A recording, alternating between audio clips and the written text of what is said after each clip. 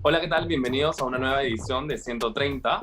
En esta edición tenemos a Flor Borja. Ella es licenciada en Sociología por la Universidad Mayor de San Marcos y sus dos últimas experiencias laborales han sido como asesora de la Comisión de la Mujer y Familia en el Congreso de la República y como supervisora de proyectos que giran en torno al desarrollo y gestión social. Hoy, el día de hoy, es candidata por el Partido Morado y ella postula por el número 5 al Congreso. Flor, ¿cómo estás? Hola, Sebastián, muchas gracias por la invitación. Muy bien, haciendo full campaña, cansada, yo me voy al centro en breve, así que estamos full. Bueno, en este caso, entonces, muchísimas gracias por este tiempo que te estás tomando dentro de tu agenda apretada. Me imagino que las campañas políticas son así. Flor, vamos a hablar de la última encuesta, la encuesta que hoy ha salido en la República del IEP, que posiciona a Julio Guzmán en el 11º puesto con el 2,3%. Pero eso no es lo que llama la atención. Al fin y al cabo, las encuestas, y como todo peruano sabe, la mayoría de personas deciden su voto en la urna. Lo que me llama la atención es el antivoto. Tiene 71% de antivoto. ¿Qué expectativas y qué proyecciones tú tienes teniendo en cuenta de que según las encuestas y según cómo vamos en ese sentido, es posible que de repente no pase en la valla electoral? Eh, el que determina el tema de la valla electoral es la lista congresal, y en ese lado estamos muchísimo mejor, pero a mí me preocupa mucho, así como tú lo señalabas, el tema del antivoto, puesto que no lo siento tanto, pero como hace una encuesta telefónica, la gente no quiere contestar. Hay muchas variables que pueden determinar esto. Sí habría que analizar detalladamente, estamos en eso ahorita en el partido, detalladamente la encuesta, esperando también las encuestas de mañana que han sido un trabajo en campo, ya con cédula, para ver qué es lo que arroja y ver cómo viramos un poco el mensaje. Creo que esta semana ha sido clave para nosotros en el discurso tanto del partido como de los candidatos, el propio candidato presidencial. Estamos jugándonos la democracia en el país y no podemos permitir que avancen tendencias extremistas, ¿no? Y tendencias que le han hecho mucho daño al país, como es Acción Popular, ¿no? Vemos que hace un par de días nomás en la Municipalidad de Lima, los regidores de esta agrupación política han aceptado el tema de zonificar Lurín y promoviendo el tema de la zonificación para que estos puedan crearse casas y petardeando todo el tema del trabajo de las lomas y del medio ambiente, ¿no? O sea, vemos cómo hay intereses de por medio que se están jugando en el país y parece que la gente no lo está tomando en cuenta. Y hay que hacer más eco de eso, ¿no? Cuando hablamos del antivoto, yo considero, bueno, es el tercer puesto de antivoto. Primero va Keiko Fujimori con el 76%, luego Acuña con el 73% y luego Guzmán con el 71%. Es decir, ya estamos metiendo a Julio Guzmán dentro de un saco grande, que es el de Keiko Fujimori, que siempre se ha notado que el antivoto es fuertísimo con ella. De hecho, las elecciones pasadas ha perdido por ese antivoto. Mi pregunta es, yo considero, y por lo que yo he estado hablando con compañeros, con amigos, y cuando uno habla con extractos sociales, uno puede ver más o menos cómo se está moviendo la tendencia, al menos dentro de su círculo, ¿no? Muchos hablan, y dentro de los candidatos, Julio Guzmán es en teoría el que menos anticuchos tiene. Simplemente el año pasado se le abrió una investigación por la Fiscalía que me parece que termina en agosto de este año, va a durar 8 meses más o menos, por un presunto recibimiento de dinero de Odebrecht. Pero en teoría es el que menos tiene anticuchos. El tema es el siguiente, el tema de la infidelidad yo creo que es el tema detonante por el antivoto y el tema que muchas personas están dejándose llevar por este tema en específico como para decidir su voto. Yo no voto por Julio Guzmán porque es infiel, yo no puedo votar por alguien que se corre en un incendio, yo no puedo votar por alguien que en una crisis en mi país va a renunciar o se va a ir. ¿Cuál es tu respuesta sobre eso y por qué consideras tú que Julio Guzmán sería el mejor partidario a pesar de todas estas distintas opiniones, ¿no? Yo creo que estas semanas son claves para también hacer entender a la gente que lo que se dio el año pasado no fue producto de un golpe político para bajar al Partido Morado, esto está claro. Se usó un tema del 2018 presentado en el 2020 con la intención de, uno, mellar la imagen del candidato presidencial y sobre todo mellar la imagen del partido político, ¿no? O sea, Y lo lograron. y lo lograron en cierta medida. Igual tuvimos una bancada que ha sido responsable, que ha articulado muy bien, que ha sido coherente. Y yo le preguntaría también a la gente que comience a cuestionar, ¿de verdad es un candidato que se corre a los problemas del país? Yo lo he visto en las marchas de noviembre. Hemos acompañado el proceso histórico, ha sido una de las marchas más grandes que yo he visto en toda mi vida, y eso que he participado en muchas marchas, y frente a los problemas que haya tenido el país, no ha sucedido eso. Entonces hay un sesgo, obviamente producto de un golpe mediático consistente, persistente, que ha habido por parte de las personas de prensa. Yo creo que está bien en cierta medida porque te forma más carácter, pero necesitamos confrontar más eso, ¿no? Necesitamos confrontar más esos argumentos que al final son débiles, ¿no? El tema de si fue infiel o no fue infiel, yo creo que no es lo que perjudica o termina perjudicando, ¿no? Sino cómo se ha vendido esta noticia, cómo se ha dicho, es un cobarde y se ha tildado acá, es como que se ha encasillado y se ha estigmatizado. No, es un cobarde.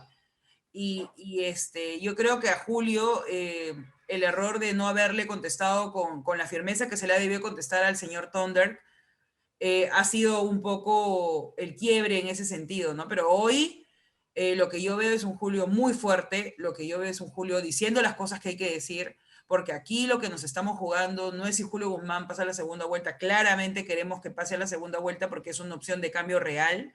Como tú bien lo has señalado, Sebastián, Julio Guzmán se le ha abierto una investigación porque un ciudadano ha denunciado el meme que sacó Willax, Barba Caballero, donde decía dar 400 a Guzmán. No hay mayor prueba, no hay mayor indicio de eso, pero la fiscalía quiere investigarlo. Mira, obviamente tú sabes que aquí todo se mueve políticamente y para los intereses subalternos de algunos cuantos, ¿no? Entonces, en esa línea creo que estas semanas van a ser determinantes. Que un candidato a la presidencia hoy, en marzo, casi quincena de marzo, tenga una intención de voto del 13%, habla muy mal de cómo estamos como políticos, de muy mal cómo estamos como país, nadie le cree a nadie, y que pase una segunda vuelta con esta intención de voto a mí me preocuparía mucho porque la ciudadanía no quiere esa representación, no quiere, y es claro, ¿no? Acción Popular que nos ha hecho tanto daño como país, que no es la Acción Popular de Belaúnde Terry, sino es un grupo de comechados, una camarilla de delincuentes que están queriendo gobernar el país. Yo no entiendo con qué bases va a gobernar el señor Lescano si el candidato número 5, la candidata número 10, la candidata número 14, la candidata número 2 avalan el golpe de Merino. Entonces hay que ponernos a cuestionar eso. Ya no te hablo de la lista de Rafael López Aliaga porque cada día sale un nuevo discurso. Victoria Nacional, si bien hay buenos candidatos que yo saludo, que estén como Patricia Arevalo, Joaquín Rey, el resto, uno te habla que es pro vida, el otro te habla que las mujeres son asesinas, el otro te habla que vamos a defender a la familia, y no hay un discurso coherente y consistente en ese sentido, ¿no? Y esos son los que están encabezando las encuestas lastimosamente. Bien, ahora entrando al tema de tus propuestas, porque al fin y al cabo de eso se trata la entrevista, de ti y de tú como congresista y como candidata al Congreso. En una entrevista con Expreso mencionaste que hay que empoderar a la SUNEDU. ¿Qué aspectos crees que se debería mejorar o cambiar con respecto a la SUNEDU? Mira, yo creo que primero, teniendo una SUNEDU que de verdad fiscalice no solo la calidad educativa, sino también la calidad administrativa. Parte de enseñar y tener una educación de calidad abarca todo. Y vemos como en muchas universidades hay un pésimo trato al alumnado, se les trata como clientes y no como estudiantes, y eso tiene que cambiar. En San Marcos, por ejemplo, la barrera mayor es la tramitación, la tramitología que hay dentro de la universidad. Pueden pasar semanas, meses, y tú necesitas un documento para ayer y te lo entregan en 4 o 5 meses. Mi licenciatura salió en 2 años y medio. O sea, y es algo que se ha normalizado y no podemos normalizarlo. No es posible que uno estudie 5 años y que después de 7 reciba su titulación. Eso es el colmo. Y esa calidad administrativa tiene que la SUNEDU comenzar a fiscalizar. Porque así como presionamos para que haya una mejor calidad docente, una mejor calidad en infraestructura, tenemos que tener una calidad de trámite, de atención excelente, ¿no? No podemos ir a estudiar pensando en que vamos a recibir nuestra licenciatura en 7 años, o nuestro bachiller en 6 años, o nuestra constancia de egresado en 5 años, 9 meses. Eso no puede seguir pasando. Eso por un lado en relación al tema de la SUNEDU y el fortalecimiento. Necesitamos que el superintendente no esté designado a dedo por el Ministerio de Educación, sino que hay un concurso público también en ese sentido. Necesitamos que nuestros representantes que estén en la Comisión de Educación del Congreso no tengan conflicto de intereses. Nosotros vamos a ir con una propuesta para la reforma en ese sentido, porque no podemos volver a tener a los señores de Podemos, a los señores de Alianza para el Progreso, queriendo petardear el avance de la reforma universitaria, como lo hemos visto que se ha querido hacer durante muchos años. Hemos peleado para que eso no se dé, y en ese sentido vamos a fortalecerlo aún más, y el compromiso sigue firme, ¿no? Este lado de eliminar la tramitología o al menos reducirla y aliviar estos niveles de tramitología que se dan en las universidades, y bueno, yo evidentemente los he sufrido hace 2 años nada más, eso también se vería reflejado también en el sistema de gobierno, es decir, por ejemplo, para las MIPES o para las pequeñas y medianas empresas también hay muchos trámites que tienen que cumplir, hay muchas rigurosidades y muchas de ellas de repente no tienen un sustento válido, ¿no? Tú también pues, propondrías esta eliminación o verificación de la tramitología en esos sentidos. Sí, es algo que venimos promoviendo desde 2016. Julio ha sido viceministro de Producción, y una de las propuestas principales que tenía era la simplificación administrativa de trámites, porque eran demasiado engorrosos, la digitalización de todo el servicio público, porque también no es posible que una historia clínica tengas que abrirla en todos los lugares que tú te vas a atender. Tendrían que estar en línea, interconectadas, si es seguro privado, si es salud, si es sí, si es MINSA. Toda nuestra historia clínica de vida, de toda nuestra vida, debería estar interconectada y debería ser de fácil acceso para las personas que nos van a atender, ¿no? Los médicos. No es posible que vivamos en el 2021 y sigamos teniendo que llenar una ficha de triaje.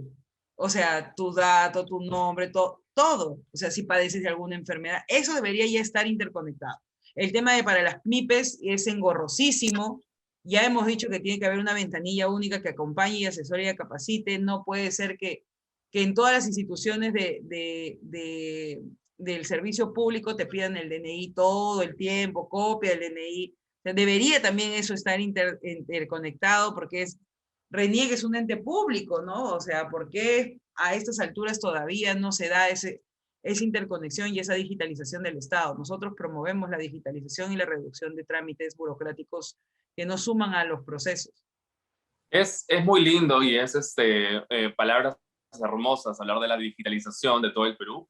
¿Qué propone el Partido Morado para que esta digitalización y de hecho el Internet llegue a todos los peruanos? Como justamente tú decías, no puede ser que estamos en 2021 y sigamos llenando hojas de triaje, y lo que yo digo es también, no puede ser que estamos en 2021 y tengamos colegios que se están cayendo a pedazos, niños que tienen que caminar 5 kilómetros para ir a su colegio, o niños que ni siquiera tienen señal para conectarse en esta nueva normalidad que es las clases virtuales. ¿Qué propone el Partido Morado con respecto al Internet y el acceso?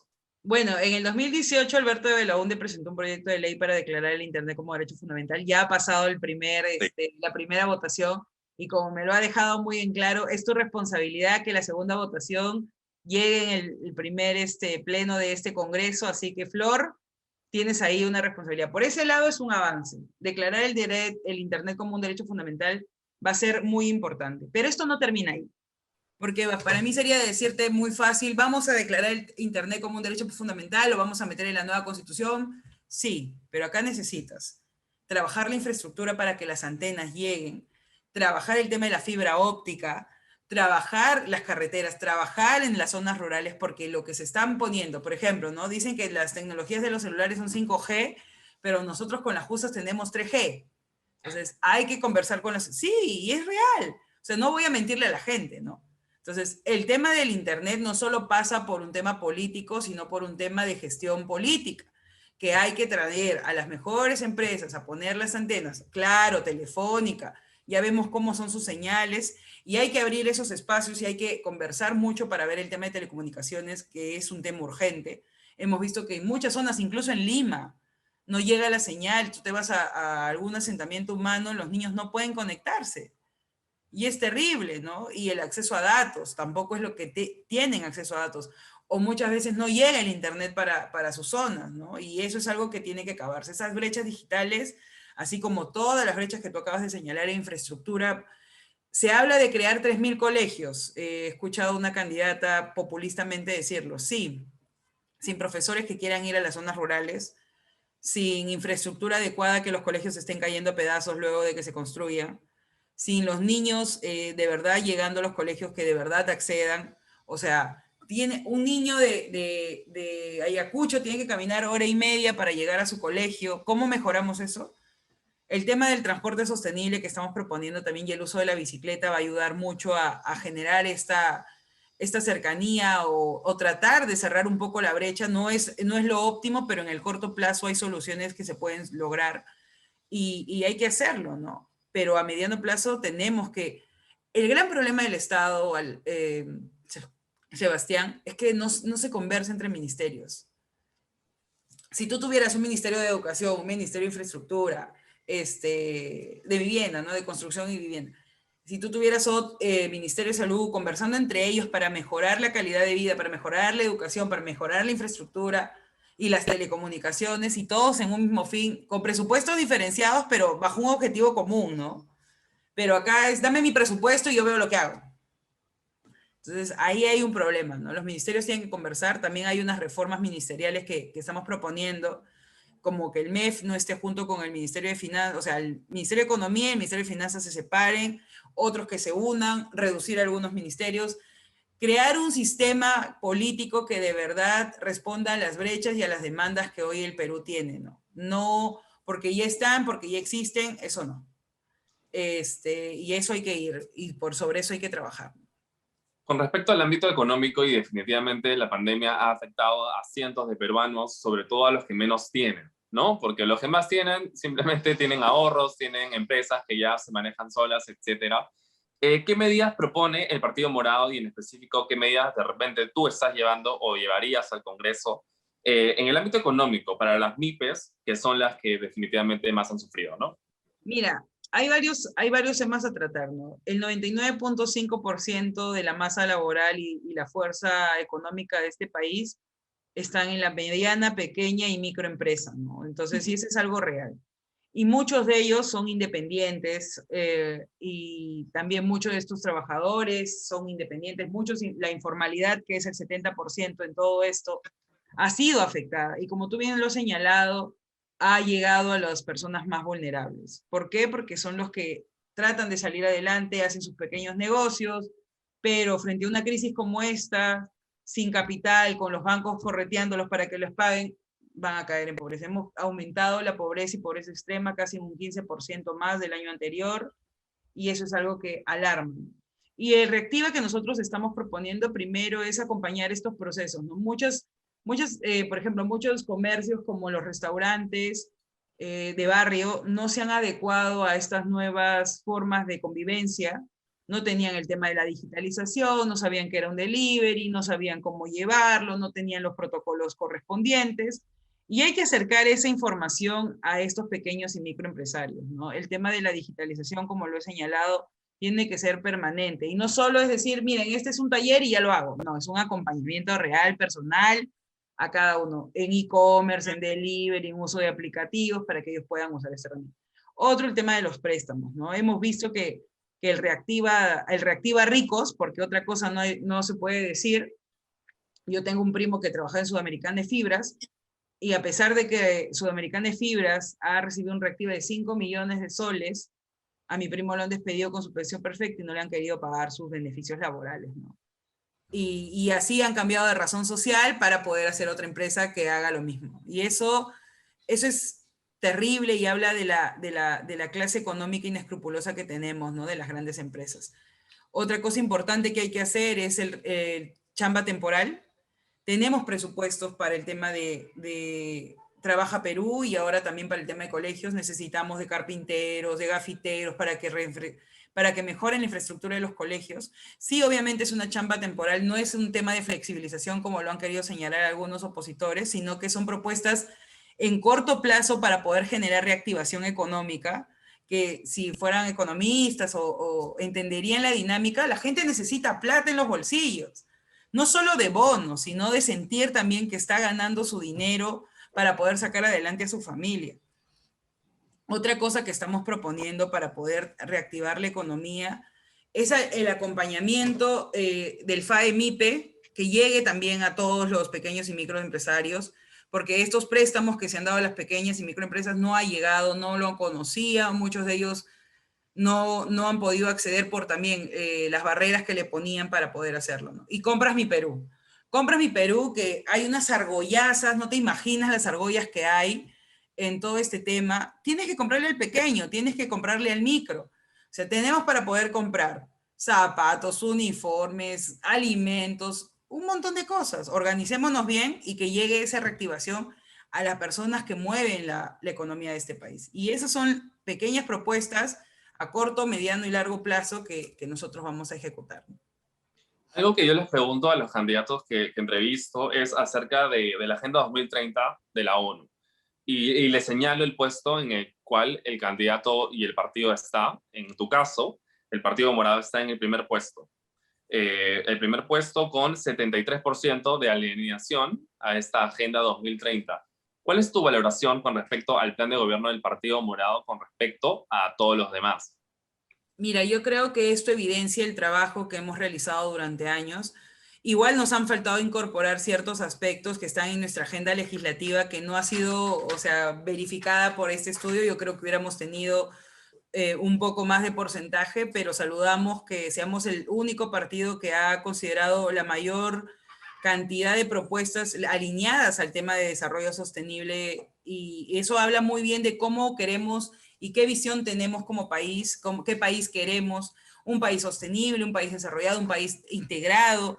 Y yo tengo la mejor valoración, he sido parte también del trabajo del plan de gobierno, y nada, hay que trabajar en esa agenda, que es una agenda común que el país necesita, que se está hablando a nivel internacional, y creo que qué mejor propuesta, qué mejor muestra del profesionalismo con el que queremos entrar a gobernar que esto, ¿no? Esto no lo ha hecho cualquier academia, lo ha hecho la Universidad del Pacífico, que tiene un alto prestigio en el análisis y comparativo de todo esto, y vemos que los primeros candidatos que lideran las encuestas, sus planes de gobierno, están en los últimos puestos. Yo justo tuve un debate con gente de Renovación Popular y el señor Johnny Lescano representando al partido en temas de sostenibilidad.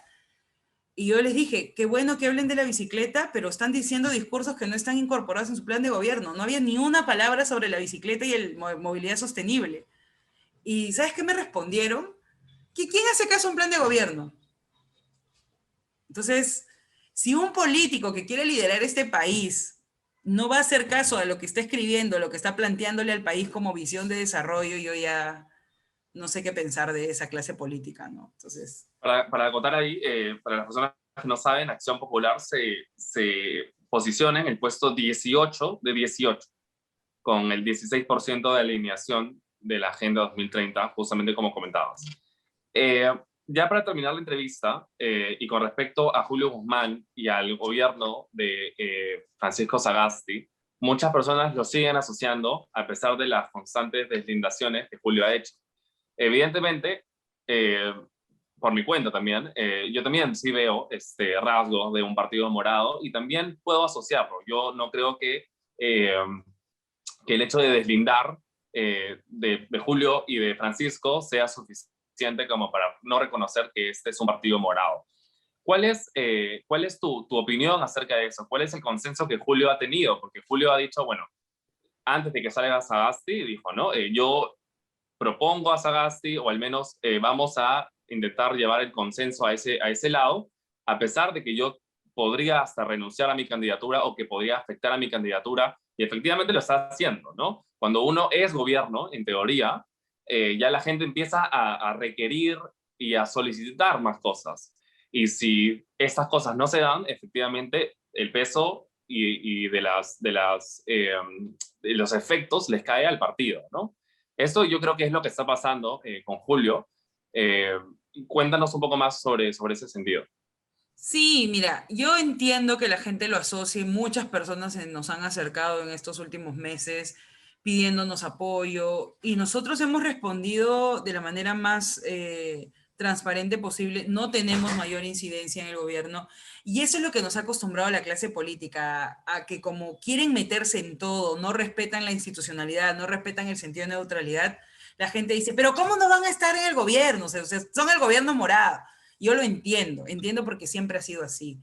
Cuando se decidió que el presidente Sagasti asuma esta responsabilidad y esta encargatura, claro, se decidió a pesar de la campaña, a pesar que nos podía jugar en contra, pero a mí me preocupa cuando la gente dice esto es un gobierno morado. Si hubiera un gobierno morado, créeme que yo tendría incidencia, muchos líderes del partido tendrían incidencia, estuvieran trabajando a la par. Hay dos militantes claramente que sí, que es Giacomo Garelli, que es asistente de Francisco, y Carlomagno Salcedo, que es asesor técnico de Francisco, y ahí para de contar. O sea, yo los invito a reflexionar sobre qué ministros son del Partido Morado o se asocian al Partido Morado, salvo dos invitaciones de compañeros a la candidatura al Congreso 2020, no hay más, o los puestos de dirección o alta dirección dentro del gobierno.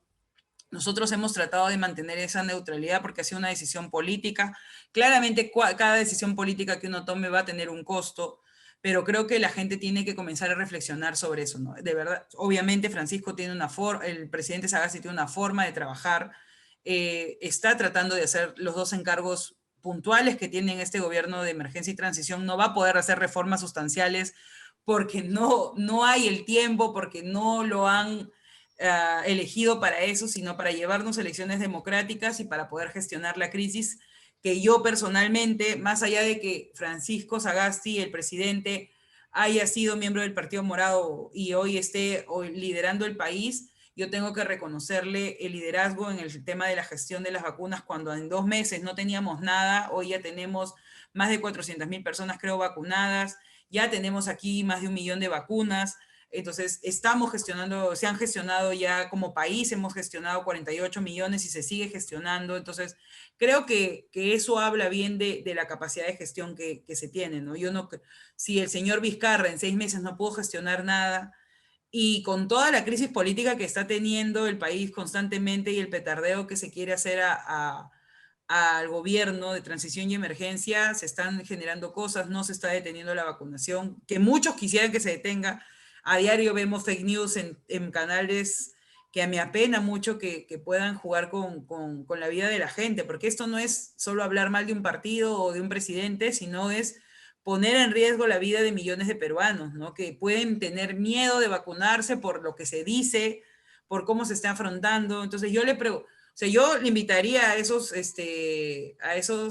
periodistas que se vacunen, pues, o que no, o que nunca lo hagan, ¿no? Y que vivan así. Claramente van a ser cuando les toque los que vayan a estar ahí vacunándose, ¿no?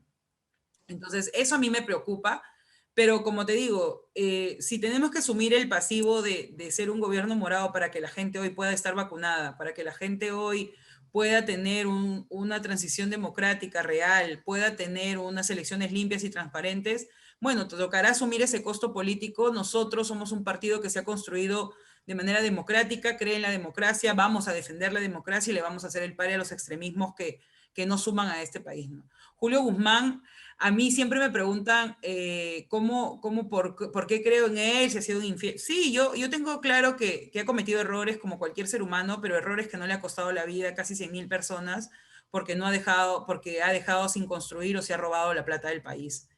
Errores que nos han costado hoy, que nos pasan factura cuando más de 170.000 estudiantes han dejado de estudiar, cuando casi 2 millones de jóvenes no estudian ni trabajan porque no tienen oportunidades, cuando la economía de este país no alcanza para todos, pero sí para los más ricos. Esos son los errores que no ha cometido Julio Guzmán. Y el liderazgo que él ha Pero tenido, bueno, evidentemente son errores que no se pueden asumir porque tampoco ha tenido el cargo de presidente, ¿no? por supuesto. Y cuando ha tenido puestos de dirección no lo ha hecho, ¿no? O sea, ha trabajado y ha renunciado justamente porque no había voluntad política de hacer esos cambios. Ujú. Y ha asumido ese liderazgo para hacer un partido que le devuelva un poco la esperanza al país y la confianza. Yo no conozco otro liderazgo que hace 5 años lo excluyeron no pudo llegar, le robaron la elección, porque si tú te acordarás, en marzo del 2020 teníamos 20% de intención de voto, que era algo ya más legítimo de lo que hoy tenemos, y ha construido un partido. O sea, discúlpenme, esto ha sido muy, muy difícil, no ha sido algo fácil, frente a toda la adversidad, las barreras más altas. Yo he tenido que estudiar un curso de grafotecnia para poder defender las firmas del partido. O sea, y alguien que quiere cambiar el país demuestra con hechos, ¿no? Y eso es lo que estamos haciendo. No se recicla en un partido, se cambia de color o se juntan entre sus amigos y se distribuyen la lista congresal. Luego vas a ver que en el Congreso se van a dividir. A mí me queda claro que eso va a pasar. Vas a tener de la izquierda como 3 facciones divididas, porque así están yendo también. Vas a tener a los grupos políticos transfugistas de siempre, o sea, del amarillo, del sol, se han cambiado a la R celeste, de la espiga se han cambiado a la campana, y así es. Y eso ya no lo queremos más en nuestro país. Y yo creo que Muy la bien, gente... Flor, se nos ha agotado el tiempo. Muchísimas gracias por estar aquí. Ella fue Flor Borja y va por el número 5 al Partido Morado en el Congreso, como candidata al Congreso de la República. Flor, muchísimas gracias por estar aquí. Gracias, Sebastián. Cuídate mucho. Un abrazo. Y no se olviden, el 5 del Partido Morado. Un abrazo, cuídate. Chao, chao.